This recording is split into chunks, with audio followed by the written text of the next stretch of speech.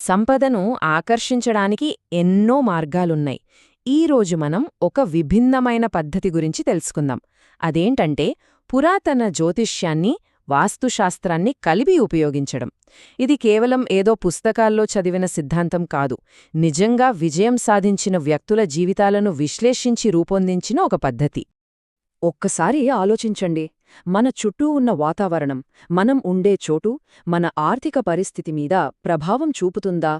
మనం పరిశీలిస్తున్న ఆధారం ప్రకారం అవుననే చెప్పాలి. సంపదను సాధించడంలో కీలకం కేవలం మనం ఏం చేస్తున్నామన్నదే కాదు, దాన్ని ఎక్కడ చేస్తున్నాం అన్నది కూడా చాలా ముఖ్యం. ఈ సూత్రం చూడండి, ఎంత నిజమో కదా! డబ్బు సంపాదించడం గురించి పుస్తకాలు రాసేవాళ్ల దగ్గర్నుండి కాదు, నిజంగా డబ్బు సంపాదించిన వాళ్ల దగ్గర నుండి నేర్చుకోవాలి. ఈ ఆలోచనే ఈరోజు మనం మాట్లాడుకోబోయే పద్ధతికి పునాది. సరే, ఇప్పుడు మనం విజయానికి కావాల్సిన ఒక ముఖ్యమైన మానసిక మార్పు గురించి మాట్లాడుకుందాం. ఇది మనం రోజు వాడే, కాని తరచుగా తప్పుగా అర్థం చేసుకునే ఒక పదం చుట్టూ తిరుగుతుంది: స్వార్థం. ఈ పదం వినగానే మనలో చాలామందికి ఒక నెగటివ్ ఫీలింగ్ వస్తుంది. ఇదొక చెడ్డ లక్షణంగానే చూస్తాం.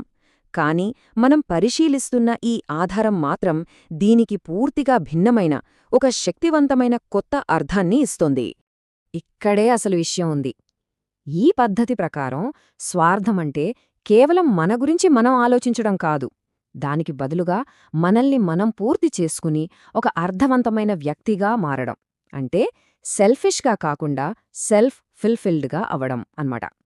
అయితే ఇంత అద్భుతమైన జ్ఞానం ఎక్కడి నుండి వచ్చింది? ఇది ఏదో ఊహించి చెప్పింది కాదు.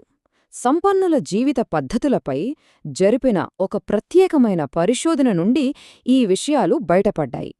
ఈ పరిశోధన కోసం అక్షరాల 2500 మంది జాతకాలను విశ్లేషించారు. వీళ్లందరూ స్వంతంగా గణనీయమైన సంపదను సంపాదించినవాళ్లే. కాని ఇక్కడ చాలా ముఖ్యమైన విషయమేంటంటే, ఈ పరిశోధనలో వాళ్ల పేర్లుగాని, వాళ్లెవరో అన్న వివరాలుగాని ఎక్కడా ఉపయోగించలేదు. కేవలం అనామకంగా వాళ్ల జాతకాలలో ఉన్న సరళిని మాత్రమే అధ్యయనం చేశారు. సో, ఈ పరిశోధనలో ఏం చేశారంటే, ఆ 2500 అనామక జాతకాలలో కామన్గా ఉన్న పాయింట్స్ ఏంటో గమనించారు. ముఖ్యంగా జ్యోతిష్యంలో డబ్బుకు సంబంధించిన 2వ స్థానం లేదా ధనభావంపై దృష్టి పెట్టారు. వారసత్వంగా కాకుండా సొంతంగా ఎదిగిన వాళ్లలో అందరికీ వర్తించే ఒక సార్వత్రిక సూత్రాన్ని కనుగొనడమే దీని లక్ష్యం. సరే, ఇంతవరకు సిద్ధాంతం బావుంది.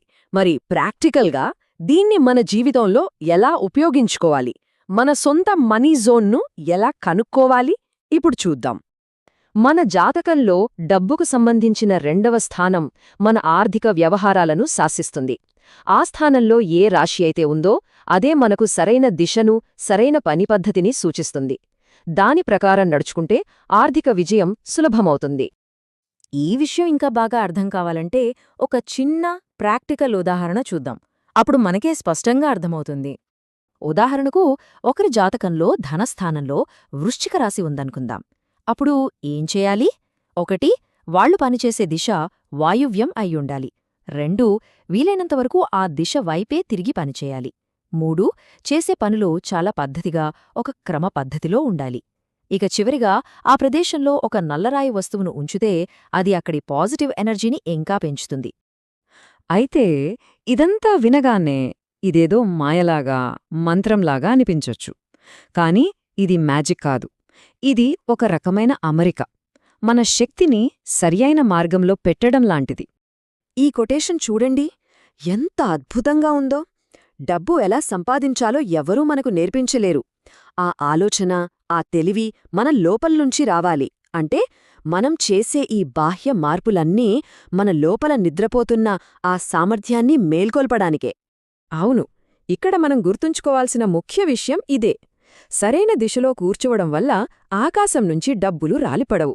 కాని అలా చేయడం వల్ల మనలో ఇప్పటికే ఉన్న నైపుణ్యం, డబ్బు సంపాదించే ఆలోచనలు బయటకు రావడానికి అనుకూలమైన వాతావరణం ఏర్పడుతుంది. అంతే. మరి ఇంటి నుండి పనిచేసేవాళ్లకి ఒక చాలా సులువైన చిట్కా. ఒకవేళ మీ డెస్క్ని కదపడం కుదరకపోతే కంగారు పడకండి. మీ జాతకం ప్రకారం మీకు అనుకూలమైన దిశలో ఒక చిన్న డబ్బుల పెట్టె, అంటే గుల్లాక్లో ఒక్క నాణెం వేసి ఉంచండి. ఇది కూడా శక్తిని ఆకర్షించడానికి సహాయపడుతుంది. సో చివరిగా ఆలోచించాల్సిన విషయం ఒకటే. మనందరిలోనూ విజయం సాధించే శక్తి ఉంది. అది ఒక గదిలో తాళం వేసి ఉంది. ఈ పద్ధతి ఒక తాళం చెవిలాంటిది. దాన్ని ఉపయోగించి ఆ తలుపు తెరవడమే మన పని. మీ తాళం చెవి ఎక్కడుందో ఆలోచించండి.